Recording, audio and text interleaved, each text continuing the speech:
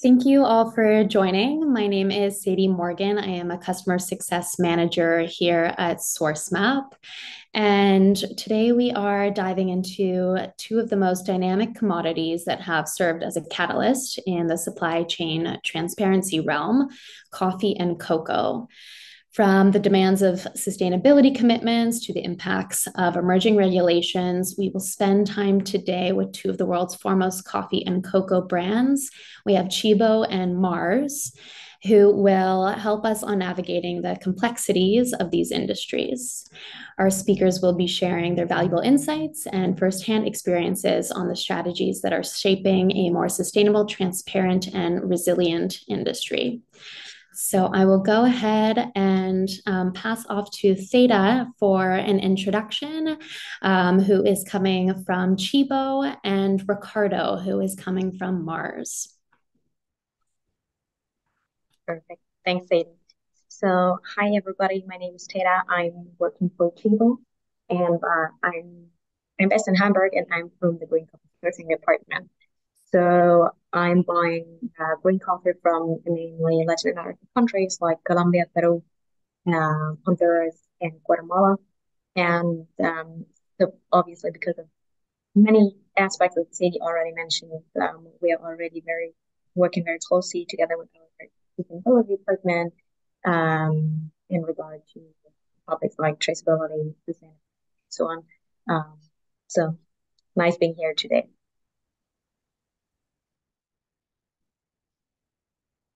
Hello, everyone. Good afternoon. Good morning. My name is Ricardo Romero. I am the Global Cocoa Sustainability Email Manager for Mars Wrigley. So part of my role is to receive data from suppliers to do all the external reporting for different benchmarking, public reports like Cocoa for Generations, our own program, Responsibility for Cocoa, or things like civil society benchmarking, like the chocolate scorecard. And I also do all the reporting for ITI, the different market initiatives like the East Coast. So my role encompasses taking care of the data that we report and really trying to map the systems that we need in order to have accurate reporting for our cocoa commitment, public commitment. So I'm really happy for being sharing this forum. Last year, we were just cocoa people. This is the second year that I got an invitation, and I'm really grateful to SourceMart for inviting me to this forum. And today I'm also willing to learn a lot from coffee that I don't know anything about it. So I'm really interested in this dialogue and to see the differences, what are the synergies between the two sectors, and what big difference we have. Thank you, Ricardo. I have the opportunity to work both with Ricardo and Theta, and have actually been able to see there are many similarities between the two commodities, both in the challenges that you often face, but often in the breakthroughs as well. So today we will walk through some discussion. We'll also leave some time at the end for any questions. So let's kick off. Traceability can mean a lot of different things depending on the commodity, depending on the industry, and depending on the company as well. So, would either of you mind kicking us off in sharing what traceability means for your organization today?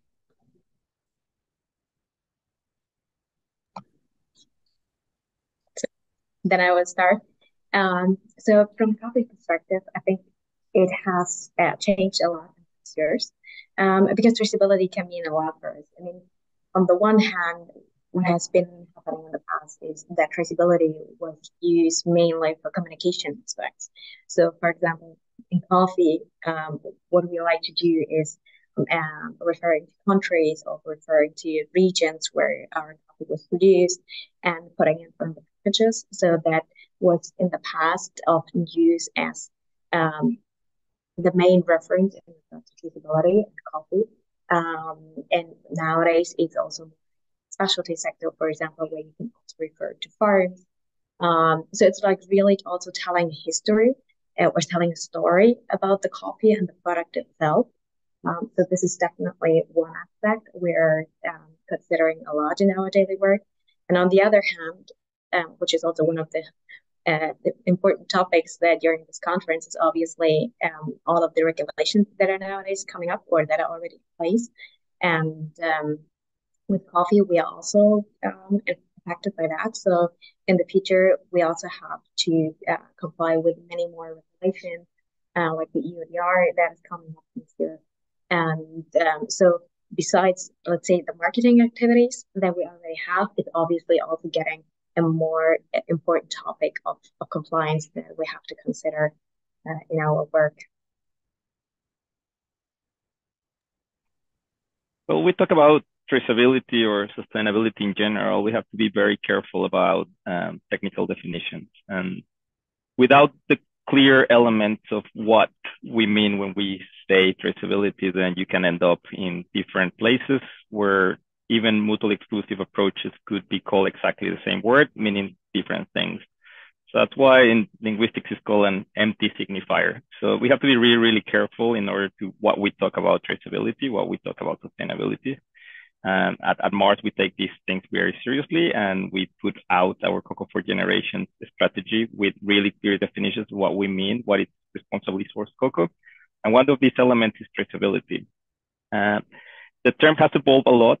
At the beginning, you could do mass balance at global level. So that means that you could buy responsibly sourced cocoa or third-party verified cocoa with different schemes of verification, Rainforest Alliance, Fair Trade, or different ones. You could buy them and then just not have much more visibility than just that you have like a program cocoa. And you could even, and some of those schemes, you could even do a global mass balance approach. What that means, like you consume 50,000 metric tons of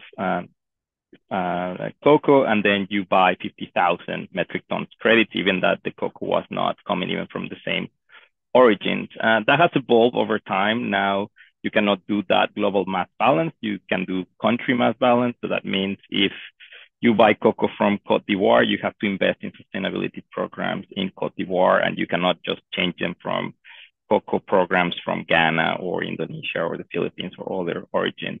So that things have been improving. However, under the mass balance concept in Rainforest Alliance, you do not have segregation of the supply chain. That means you still can do programs in certain areas and get those credits of those programs. That not necessarily means that you are getting those cocoa beans or byproducts like butter or liquor necessarily to your supply chain. So that mass balance approach is going to be phased out in December 2024. We know the EUDR has a clear recommendation that mass balance is not going to be acceptable.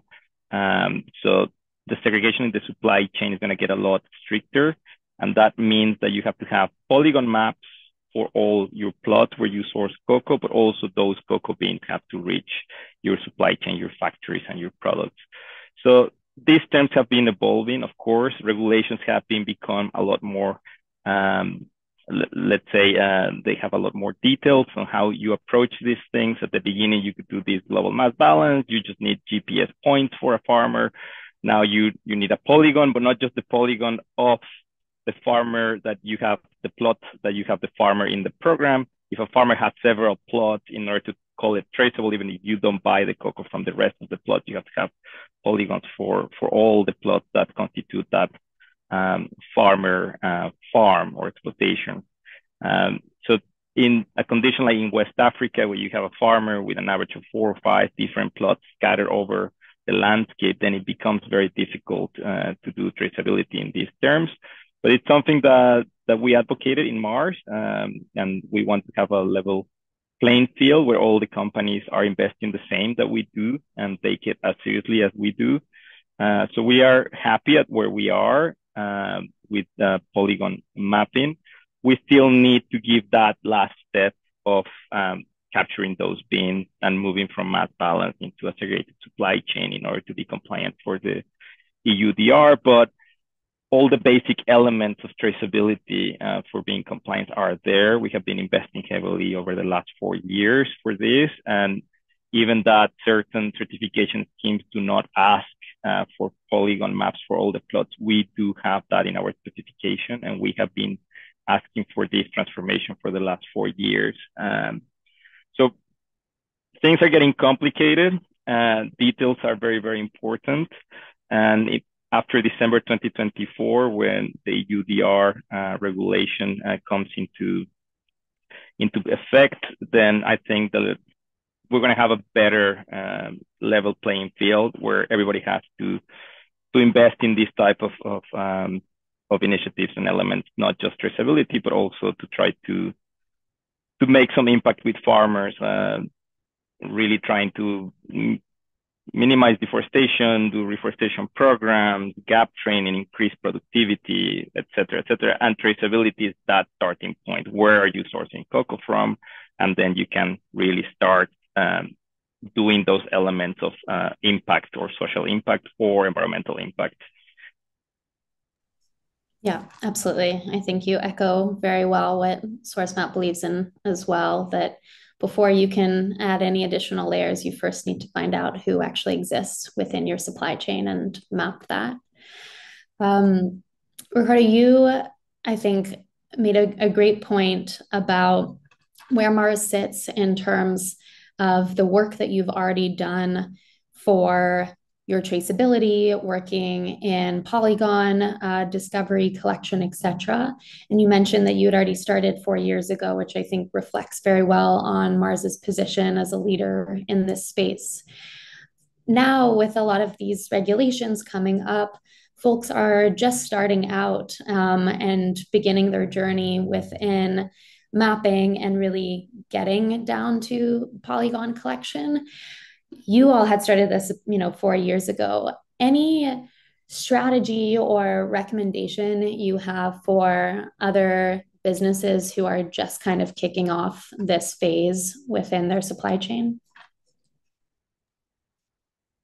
Well, I think first of all, it is a complex operation, and you have to be aware of the context where you are sourcing different raw materials. It's not the same to collect polygon maps and to do just spatial analysis in Ecuador than in West Africa. So you really have to understand where you're sourcing different places, different contexts. And maybe one of the first advices, it is not necessarily just a software or platform problem. It's not just a geospatial problem. It is a systems problem. You need to really understand land tenure, really to understand the culture. You really need to understand how scattered your supply chain is. So you are facing different contexts, and you really have to approach these ones in respecting the different regions where you source from, the different regulations where you source from. You will end up dealing with different legal frameworks, and you have to operate and be compliant with all of them. So it is a systems problem. It is not just let's get GPS polygon mapping everywhere. You have to train the people. You have to do quality checks, and you really have to work together with farmers, right? And with your suppliers and with all the supply chain. And maybe I was talking a lot about Mars because it's who I work from, but the cocoa sector is very well articulated in some of these efforts. And we know a single company cannot deliver any of the commitments that are coming. So the industry is articulated on the World Cocoa Foundation, and we have multi-stakeholder initiatives like Cocoa Forest Initiative that in terms of traceability, one of the most beautiful pre-competitive examples, all the companies, 20 different companies brought together all their polygon mapping and really work together with the World Resource Institute to really track the impact at landscape level of the cocoa sector. So we're doing our effort. We're really happy to be having a level playing field, but it is true that the cocoa sector needs to work in the industry in an articulated way, but not just the industry. The rest of the actors have also a role to do. And we're seeing now the efforts, really great efforts from Cote d'Ivoire and Ghana governments to have their traceability systems, the national traceability systems in a really good place. So we're seeing all these efforts also at government level. NGOs are jumping in also. The markets are coming in through ISCOs and really well articulated. so the problems are massive, right? We're talking about a supply chain that is really scattered with a lot of poverty, deforestation. Cocoa is a very complicated raw material. So we really understand if we don't work together, we're not going to go very far. And I really think WCF work has been really, really important in order to advance these pre-competitive sustainability initiatives that have been coming in the last years. Absolutely. I very much resonate with needing to have more context within your supply chain and build out those relationships as well, since it's such a key part in understanding what is happening at each level within your supply chain to origin. Which actually brings up a great point as well of better understanding how these traceability measures have affected your upstream suppliers. So, anyone from traders to cooperatives, farmers, or workers. Theta, are you able to speak to that a little bit? So, any of these traceability measures and the impact that they've had on your suppliers, perhaps the relationship or just their investment in the work that you're doing together? Yes, of course. Maybe just adding one point because what Erika said was so interesting because we face similar issues in coffee supply chains. Obviously, it's also a very scattered business, and because of a lack of infrastructure, for example, in many countries, it's still not possible to have 100% of the polygon data yet. So it's sometimes a little bit tricky to get all of them, and we definitely sector also have to work more closely together on that. Uh, so it will be, there's an interesting time for us ahead in that sense. But what we really notice is that once we have this traceability achieved within our supply chain, so for example, that when there's a more direct supply chain with the farmer, that the farmer as well as the other supply chain partners definitely benefit in the long term because of better qualities, for example, that can be provided. Because normally in the coffee business, there's also a lot of like blending involved in the process because of many smallholders that are producing coffee. Um, and within the supply chain, there are like different types of supply chain partners involved. And more or less at every step, there it can be a blending process happening. So buying directly from farmers has the big advantage that you can extract kind of the qualities and separate them more specifically according to the quality. So this has an impact, obviously, on the quality for the buyers, but also for the producers because he's able to get a proper price for it as well, which benefits him a lot. So this is really something where we see an advantage of having more traceability. And the other thing is also that um, more traceability, it also offers a different opportunities because, for example, when we're talking about cooperatives, so many years ago, cooperatives were mainly focusing on really producing coffee, collecting the coffee, and then selling it. And nowadays, they get more involved in the entire value chain of coffee. So some of them they offer like barista training. They do cup more to differentiate between the qualities. They offer training. Some of them they even have their own cafeteria where they roast and sell the coffee. So it's like they they are also able to like to learn more from the other side of the business, um, which is which has always been our part, for example. So this is like a really cool thing and development we see. So as Ricardo mentioned, traceability is just the first step to achieve something much better, but it's the basis for many other activities.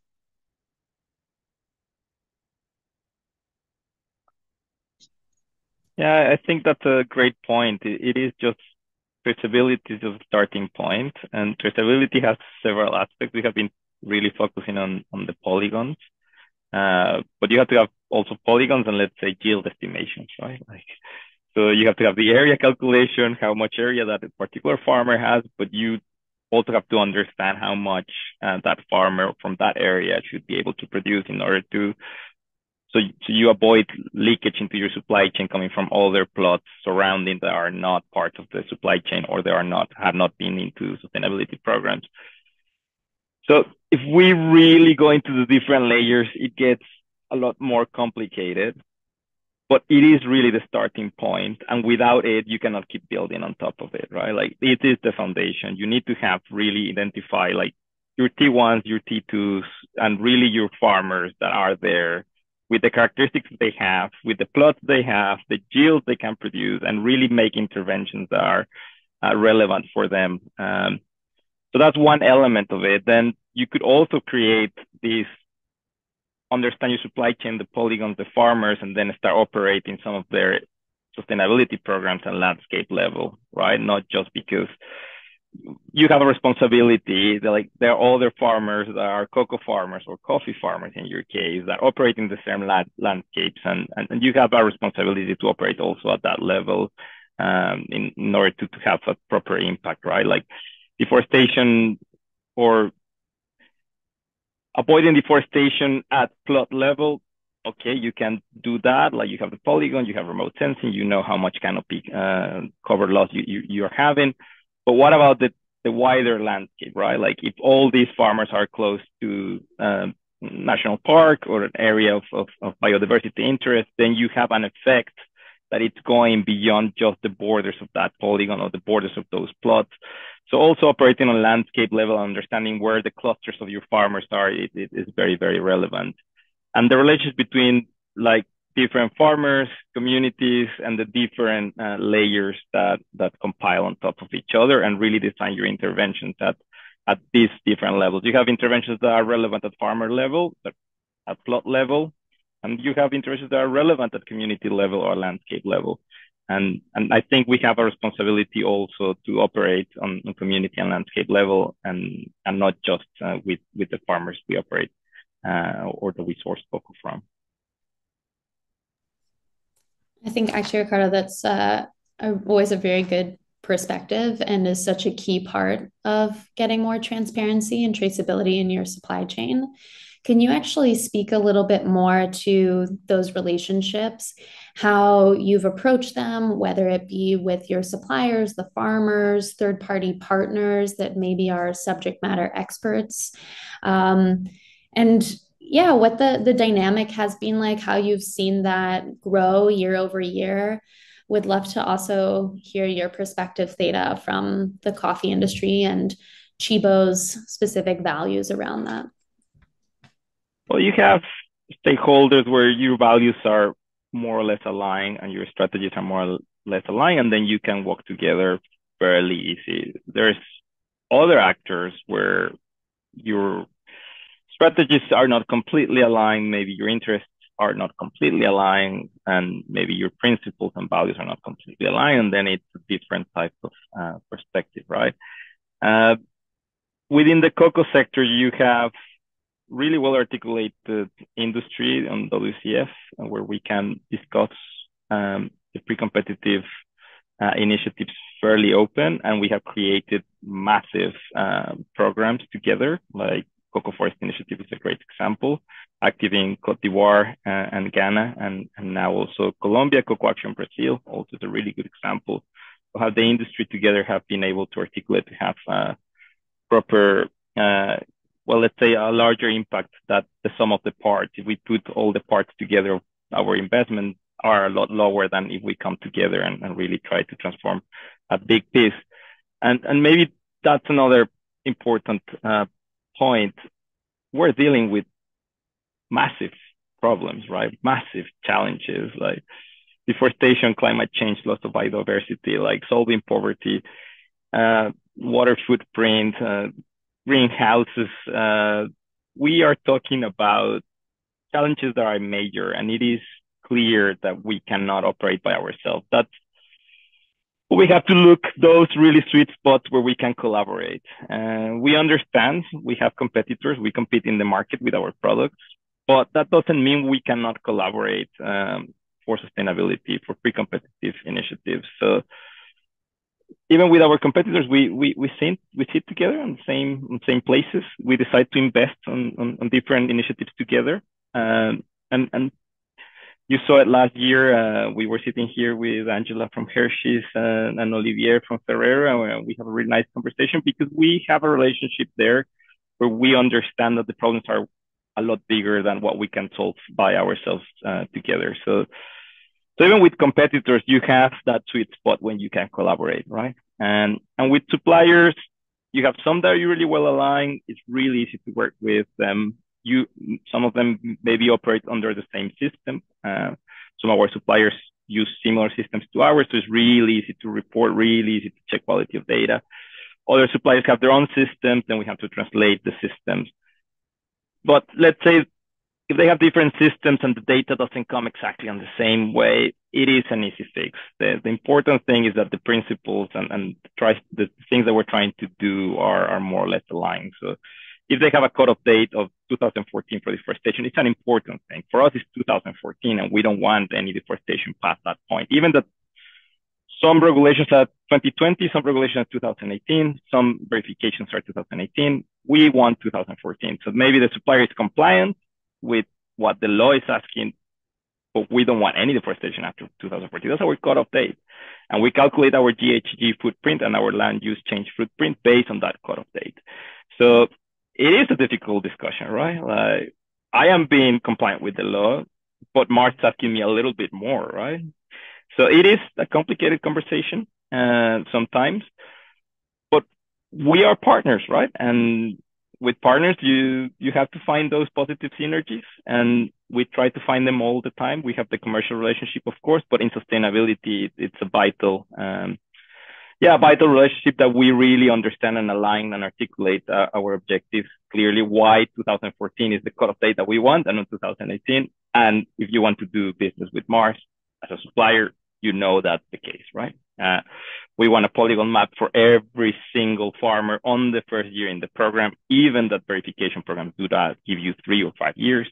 That's also something that we have to tell them, and we have to agree on it. And there's negotiations there. But once that we align on those type of things go relatively quick, because our suppliers are also interested in stopping deforestation, in improving farmers' livelihoods in general, and to really try to solve these challenges that the cocoa sector has. And that maybe something that the cocoa sector is always in the news for the bad reasons, right? Like we're always there with really bad news when cocoa has all the right elements to be a force of good, to be really a positive transformation, to regenerate really degraded pasture land or ranch land, into maybe going back into perennials like with cocoa. Cocoa functions really, really well on agroforestry systems. So cocoa has all these really right elements to be a force of good, to improve farmers' lives, and to really improve the environment. So I hope we, as a sector, start transforming this narrative of cocoa always being perceived as a really bad example into, you know what, like cocoa has all these right elements to produce all these positive transformation in farmers' lives and in landscapes and environment.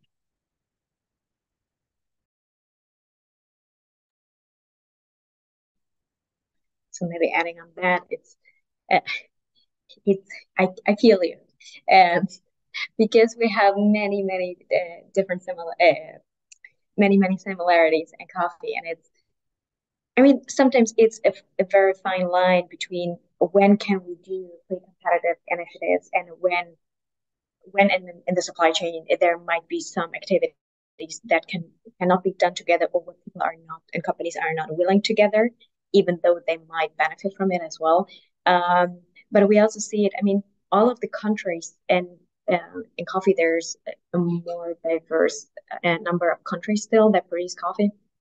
So, but taking Brazil as one of the largest producing country, well, the largest producing country, it's like they're so advanced and so technified. So of course, they have many other issues and let's say problems they have to deal with in the coffee industry in comparison to countries like Kenya or Honduras. And so we also have to adapt in regard to our sustainability measures. So because the supply chains are different, the structures in the country are different. So while you have more social problems in one country or in one region, you have environmental topics that you have to tackle in other regions. And so depending on that, obviously it also makes sense to change the, let's say, the setup of the corporation and the multi-stakeholder initiative that you have in that area. Because if you really have social topics to we have to deal with, and where the individual producer might need more support, it might make sense to work very closely with an export operation or a cooperative and the producer, while in other regions and also for other topics, it might make sense to really work as a big group with different types of stakeholders in the country together, like having exporters, producers, NGOs, the industry involved, because it's simply a different topic, different measures are needed, and you really have to adapt individually. So this is what we have to keep in mind, which also makes it more interesting, but obviously also more challenging on the other hand, because there's no one fits all solution for all of the countries and all of the topics that we see in our daily basis, daily work. But I think it's super important to work together more closely, and also in regard to deforestation and the regulation. I mean, there is so many data available. Sometimes it's just a matter of how can we bring all of this information together to be as much efficient as possible, because otherwise it's just we're just like losing our efficiency, because companies are not properly working together, talking together. So, for example, we as a company, we also try to bring more and more companies and organizations to one table, because we think it's everybody will benefit from it if we can share some information, and so not everybody has to collect the information itself. It's difficult because there are also different formats, different systems, as I gotta say. But I think it's definitely necessary to do so in the future. And we see it from some countries like Brazil, where there's, let's say, a basic infrastructure already available. And so they're like pretty relaxed in regard to coffee, that they will find a solution. While other countries where this infrastructure is not yet available, there will be much harder for all of us to comply with the upcoming topics. You made a great point there about efficiency and investments. I think when we start investing more on the monitoring of the activities and in the activities themselves, they start losing some sense, right? Like what we really want to have is investment in improving livelihood, stopping deforestation, regenerating the environment in the supply chain, right? And so we want to invest on these type of activities. When you have to spend more on monitoring the activities themselves, then you are moving resources out of the supply chain for real impact. And that's something that it's very important. Like maybe the same plot has been polygon mapped 5 times or 6 times in different supply chains. They have been reported it.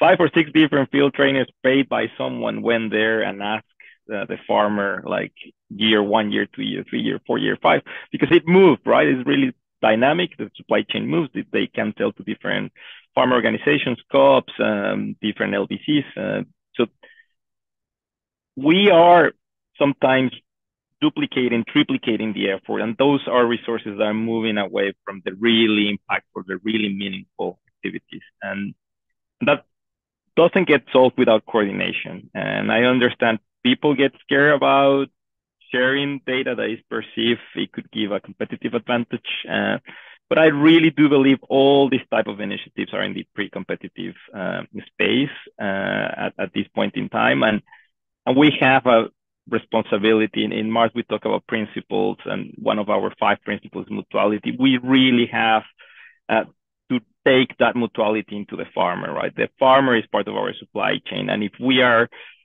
moving money away of the farmer on the monitoring systems being really inefficient, I think it really betrays the spirit of having positive impact there with the farmers. So yeah, of course we need traceability, we need the polygons. Of course we need them, but let's do it in an efficient and coordinated way. And I think what Cote d'Ivoire and Ghana in their national traceability systems is really important. Like one farmer, one ID, one polygon, and you have that there, and you don't have to keep tracing every year the same farmers, the same polygons, just because they move from one supplier to a different supplier, from one brand to a different brand. And I think that will allow us to mobilize resources where they are most needed. And I do believe those efficiencies are very important, and we should really be aware they are pretty competitive. And as long as we understand these as different brands and different stakeholders in the supply chain, we could advance quicker. And that's it's not just for the sake of it and let's be efficient. It's because it will release resources for farmers and activities that are way more relevant.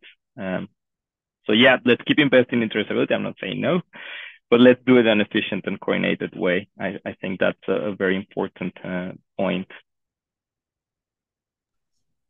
Yeah, I think that's a really important aspect to be looking at as well. We've obviously spoken about a lot of the challenges and the complexities of the cocoa and coffee sector.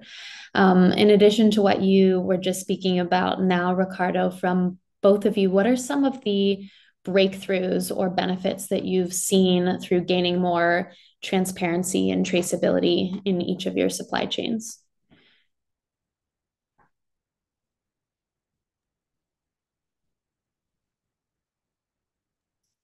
And well, as I mentioned before, so traceability for us, one of the biggest advantages that we see is really improved quality, and which for us is super important because coffee is a very pure product. So from producing it to it will just be, like I said, processed and milled, and then it gets roasted, and that's it. So it's like really pure. So doing something wrong at the beginning can have a big impact in the cup that you have on your daily breakfast. Um, but I think here is also important because traceability is one thing and is the basic requirement for topics when we talk about transparency. Because for us, it's like what really is transparency, and it's all about the circumstances, how coffee was grown or is grown. So how does the producer live? How does he produce the coffee? How many? What is the productivity? Which fertilizer does he use? How is the family condition? Um, what is their living look like? So everything around it, and for us, it's really important to understand what are the necessities, and so traceability is the basis for it. And then obviously, when we see and know what is happening in our supply chain, then we can really start working on the topics that might be um, where we have to improve together with our supply chain partners. Um, so I think this is really, and we see advantages because, for example, in many countries we have set up projects to provide training for producers because we have seen that sometimes they do not know what soil they have and they haven't applied the correct fertilizer. So, like sometimes very simple things can really bring a big benefit to the producer because applying the right fertilizer in the right quantity um, it can have a big impact on the productivity, on the quality, and also doing like the processing, sometimes investing together with them in more infrastructure so that producers are able to process the coffee together to reduce the cost of production for them and also again improving quality. So at the end it comes all together. But sometimes it's just starting with the basic and you can already improve a lot uh, for in the supply chain and for the producers. Well, some concrete things that I consider breakthroughs in the last years from Mars and SourceMap has helped us for doing this T1, T2 disclosure. Today you can go into the Mars website and you can clearly see who supplies cocoa to Mars, exactly from where. So we have clarity on the origins, the suppliers, and the different farm organizations, so holder of the certificates and the different verification schemes. So that's a massive breakthrough. Some years ago, Mars wouldn't have been able to answer you where the cocoa was coming from in terms of origins, farm organizations, and most likely we would have never disclosed our T1 suppliers. So that's a massive step, maybe from the outside. The level of investment to do that type of disclosure is very heavy. Like it's just 2 pages, a map, but you have to trace all that cocoa, all those products, all those suppliers to agree to be named. So it is not an easy task. That's a big breakthrough. Other big breakthrough this year in 2023, 100% of our cocoa reaching the EU would be responsibly sourced cocoa, 100% of it. By the end of 2023, 86% of all our cocoa will be responsibly sourced. So we know exactly from which FOs and suppliers and origins are coming from in terms of traceability, but also we have child labor monitoring and remediation systems. We have initiatives like village savings and loans associations to improve lives of farmers. So where our aim is by 2025 to have 100%. We're going to finish the year with 86%, so we're right on track. And since this year, 2023, 100% of all our cocoa reaching the EU, it's responsibly sourced with third-party verification schemes that publicly available, like Rainforest Alliance, Fair Trade. So those are big steps for a company the size of Mars. Other thing that I'm really proud of on the chocolate scorecard that we have been improving year on year, but we were number 2 on deforestation policies, and so that means we beat all the small brands that always complain about someone like Mars. Our deforestation policies, our cutoff day of 2014, our grievance mechanism for deforestation, how we socialize and train farmer suppliers, all of that for external review from a coalition of NGOs and civil society organizations that normally put a company like Mars in difficult place. They evaluate us number 2 overall, getting ahead of really small niche brands. So those are breakthroughs that the company has been doing. We have been proving that even though we are one of the largest players in the cocoa sector, if not the largest, it is possible. We move, of course, slower than small brands with 2,000 or 3,000 metric tons that they can trace everything to one big plot somewhere in the world and they have total control. We cannot do that. Our supply chain is very complex. We have factories all over the world.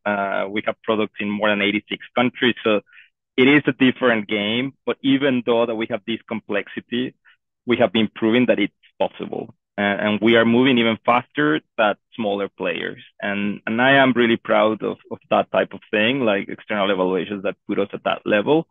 And yeah, the T1, T2 disclosure is also breakthrough. Our participation in Cocoa Forest Initiative, just last year, we planted more than 2 million non-cocoa trees around the world. So, just in West Africa, that was just Ghana and Cote d'Ivoire. So there are a lot of things happening that some years ago, people say Mars will never be able to do anything like that, right? And as we say, everything starts with traceability, transparency, and then you build on top of that.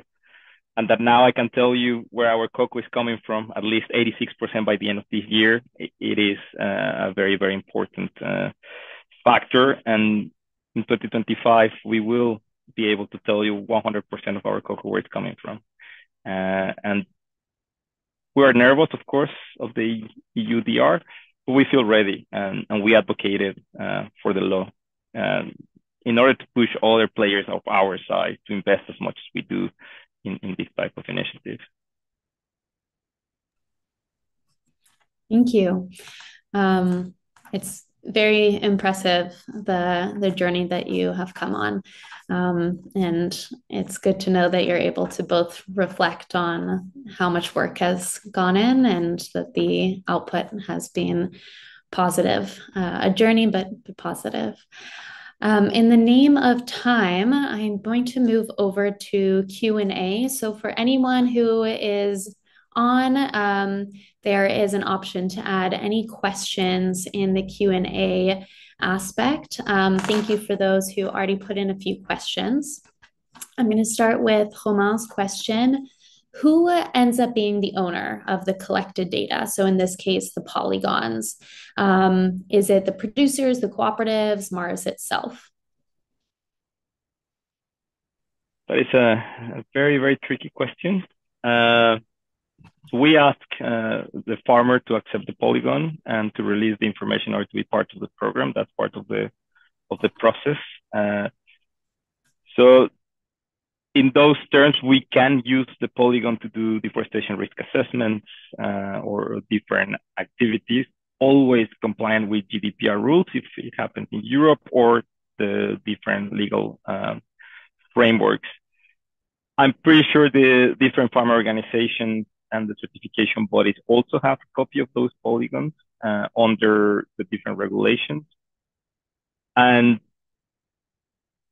I do believe any farmer within a certification, but I'm not a certification expert, so I might be wrong, but I'm 95% sure that any farmer within a certification scheme can have access to the polygons and the information has been collected, and they have to sign and agree on the release of that data. That's certain.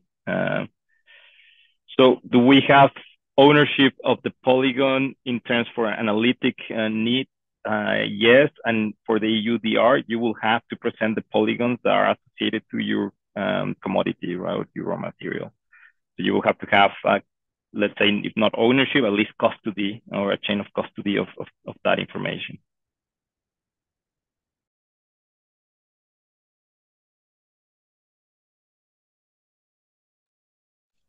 Thank you.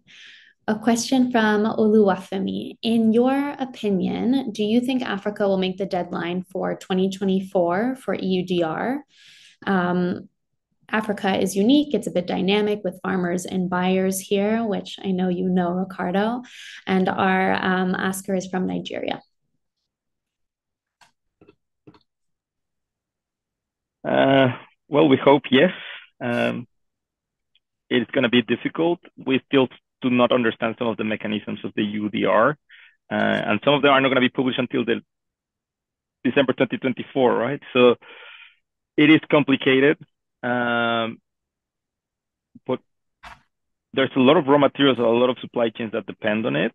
And I think there's a lot of investments coming down. Some of them, like for Mars, it's a journey of years. Some people have to catch up quickly. If not, their products are not going to be able to reach the Europe as a product or to process. So my heart will tell you yes, but it's not going to be easy, and it needs investment. Definitely. And 2024, December 2024 is around the corner, and we will need to have all these things ready as sectors. If not, there's going to be a massive disruption of the supply chains and the products everybody consumes in Europe, right? Like I cannot imagine myself starting my day without a cup of coffee. I cannot imagine my children not eating a Mars bar. So we will have to be ready, and hopefully all those investments and efforts will have the proper results.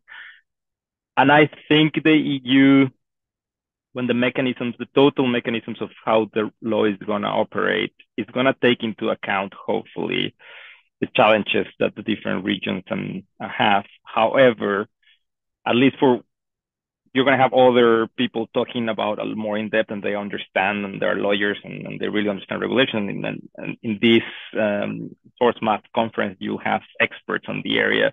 But at least for what my understanding is high-risk countries for deforestation will have to have a lot more visibility on it in order to pass customs, right, in EU. So while from some countries, EUDR is going to be an easy journey, for the majority of countries in Africa, it's going to be a complicated one because they're going to be classified. A lot of them are going to be classified as high risk for deforestation. And that means polygons, that means traceability, and that means a segregated supply chain for all those raw materials. So my heart will tell you, hopefully, yes. But as I said, it is not going to be easy, and it needs investment from a lot of our different actors, and it needs coordination. And the governments know, at least Ghana and Cote d'Ivoire are doing a great effort to coordinate themselves as government and coordinate with the industry and coordinate with the different stakeholders. So at least those two countries are a good example of pushing forward and getting ready for December 2024. Thank you, Ricardo. And I think this question spans across both commodities. How do you make sure that some countries, the small producers, are not excluded due to the complexities and costs involved with the transparency of a supply chain? That's a very good question. And it's also a very tricky one to answer because um, this is actually a point that we criticize a lot because I think some within the European Union are not aware of the impact that this regulation might have because there are producers that are very, very small that have like a quarter hectare or only a few trees in their garden where they grow coffee, for example. And and making sure that also they are still included in the system and are not forgotten might be tricky. On the one hand, it it's easy because you just need one geolocation. You do not necessarily need the polygon data from the beginning. But on the other hand, there is such a huge number on small producers that it might get difficult and keeping them all in the system. And we are also very much worried, for example, about African countries. Like for us, countries like Tanzania, Ethiopia, Kenya are very important. And there are also local trading systems like auctions. And so changing internal trading patterns and still keeping the business with the smallest ones is a challenge for all of us.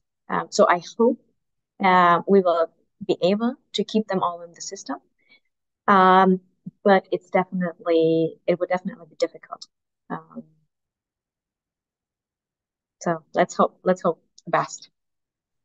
Yeah, if I remember well, like there's a threshold of how small they are. If they're smaller than, I don't remember the threshold, but if they're smaller of X amount of hectares, then it's just a GPS point. It's not a polygon if necessary, but you have a GPS point with an area estimation. At the end of the day, small scale farmers are vital. I think at least in the cocoa supply chain, I assume in coffee is similar. You cannot really cover all the consumption needs without them. So I don't see a cocoa supply chain without small scale farmers, just from the logistics viewpoint for the numbers. There's not enough cocoa outside of small scale farming to supply all the factories in Europe. So it will have to adapt to that reality of that supply chain. When you have an average farm in Ghana of 2.6 hectares or Cote d'Ivoire like 3.1, like you are talking about small scale farmers. So the majority of the cocoa farmers are on small scale conditions. I don't see the supply chain working just, yeah, of course, there are really large cocoa farms in certain parts of the world, but when you see the total numbers of production are minimal, the bulk of the cocoa is coming from small scale farmers. And that's why it's important to really act in that supply chain. There's not a viable cocoa supply chain today without small scale cocoa farmers. That's the reality of it. And whoever thinks that we can live in a cocoa supply chain without small scale farmers, I don't see it. Cote d'Ivoire, Ghana, but not just them. The majority of the origins, we have an average in Indonesia of less than a hectare per farmer, right? So you are working on these conditions as the reality of the supply chain, and you will have to adapt any initiative or any regulation to that reality of the supply chain. Doesn't mean it cannot change, right? Maybe in 50 years, the cocoa supply chain will look different. But today, I don't see a viable cocoa supply chain without small scale farmers. Thank you for sharing. The questions keep coming in, which is great. A question around certification programs. In either of your experience thus far, maybe talking internally or within the industry, have you heard anything about certification programs adapting to meet UDR? Yes, definitely. So I mean, certification schemes, like for and coffee, the most common ones are like rainforest, fair trade. Um, so already they have already a good basis in regard to traceability because there a lot of information is already available. So, for example, for most of the of the GPS coordinate is already available for all of the producers. For some of them, it's already required in the Rainforest Alliance standard also to have the polygon, but it's not yet required for 100%. But as far as I know, I think they're also intending to change it. But obviously, the question is how fast can these certification schemes adapt? Because collecting all of this polygon data, for example, is very difficult and it takes a lot of time because there, I mean, you have to go and visit all the individual producers. So this will, in my personal opinion, so I think it will not be possible to achieve this 100% by the end of 2024, but it will take a lot more time. But I'm pretty sure that the certification schemes will work towards um, including more requirements of the new regulations in their own certification schemes. Well, certification also, it's at least fair trade and rainforest alliance are the most common ones, are not just talking about traceability and transparency, right? Like they review so many things on human rights, on different aspects. So when you buy Rainforest Alliance or Fair Trade, you're not just buying that component of it. Like the audit, it's very comprehensive in both. Those are the ones that we deal with on a regular basis. And the auditing it reviews different aspects from human rights and child labor, forced labor, that you have to have risk assessment, workers' rights in the case of the suppliers or large plantations, warehouses. So I think they're going to have to adapt in order to keep relevant. But it's more an alignment in my mind than a complete adaptation to the whole thing. They go more beyond just deforestation, right? They go way beyond just being secure that your cocoa is coming from this origin, this place. It has a lot of commitments. Fair trade even have their payment differential. Rainforest Line has their premiums and the commitments on living income. So I see an alignment, of course, because they have to stay relevant. Even the name Rainforest Alliance, but it is a more comprehensive thing than just deforestation, right?